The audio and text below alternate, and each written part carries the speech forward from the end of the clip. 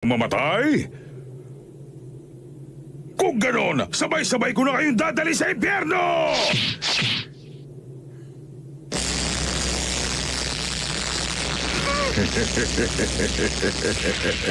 Rikom!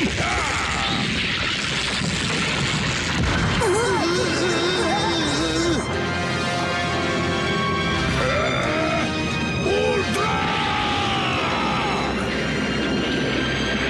Fighting!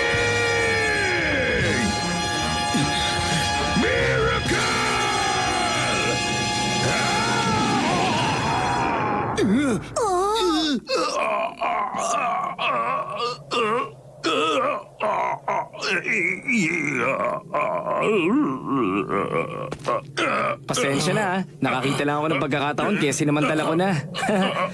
Pasensya na talaga.